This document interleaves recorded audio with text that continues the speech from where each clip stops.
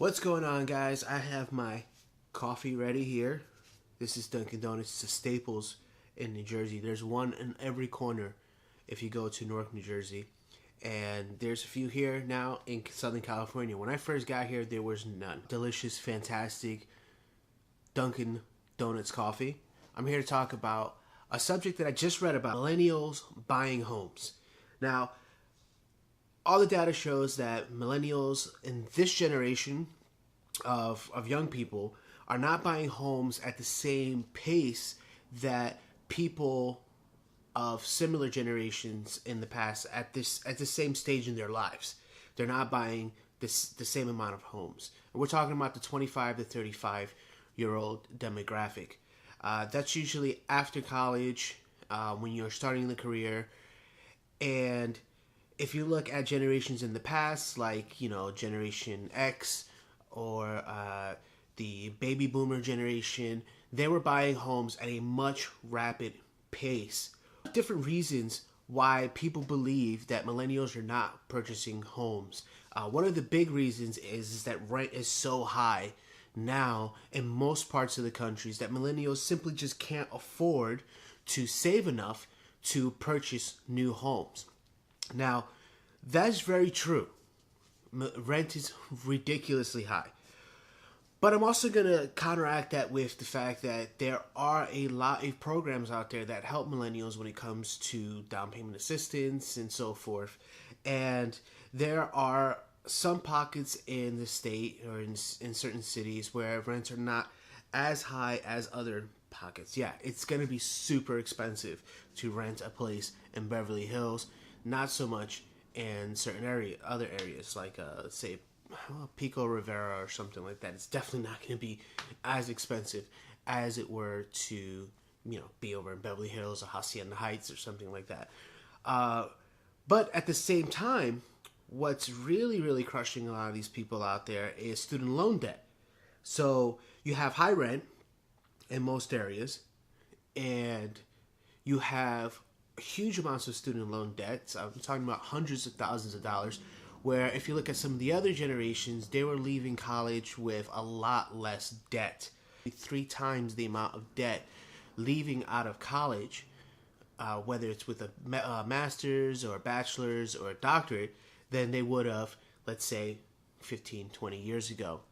So the emphasis also on college has greatly increased since, let's say, the baby boomer generation, where you could literally, it was okay to have a high school diploma, and,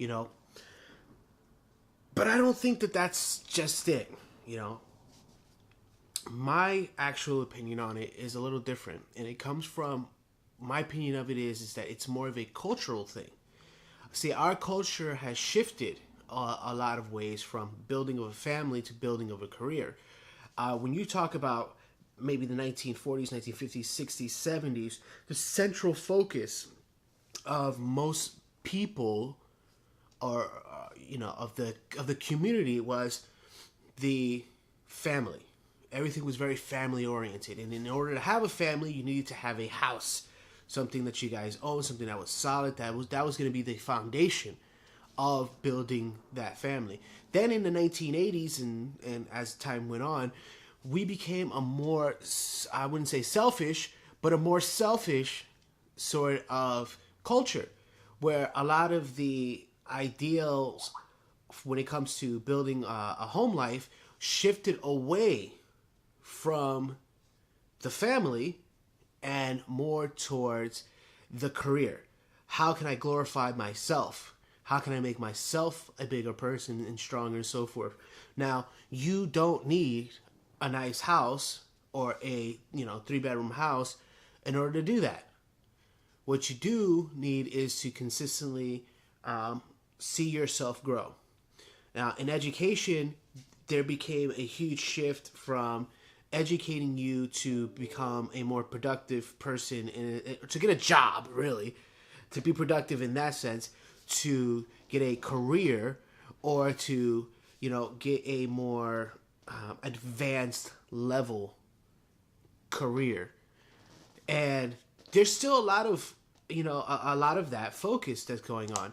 When I was in high school, the big focus was getting into college.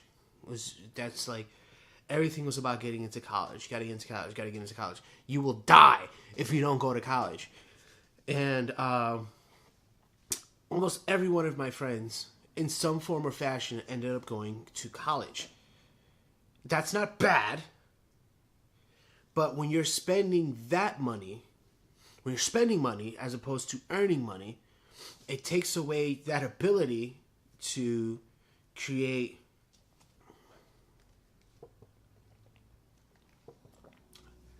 so with this cultural shift and the way that we sort of approached everything, there is a huge difference now in what our goals are. Realistically, our goals now as the new generation is to glorify ourselves and to make ourselves stronger. It's not about community, it's not about family anymore, not the way that it used to be. Not for most people. Where there is that strong belief in family and growth, you will see that home ownership is still strong, or the desire for home ownership is still strong. And that's mostly in communities that are not second, third generation. Second, third generation tends to veer off. People that are more fresher to this country still sort of want to live the American dream. And so home ownership is a part of that. Family, building a strong family is a part of that. Putting down roots is a part of that. So why are millennials not buying homes? A lot of people say rent and this, that. I honestly believe it's because they've been trained not to. That's not the end-all be-all anymore. The end-all be-all is self-glorification.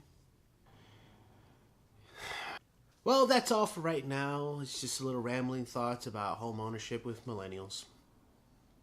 I think I'm a millennial.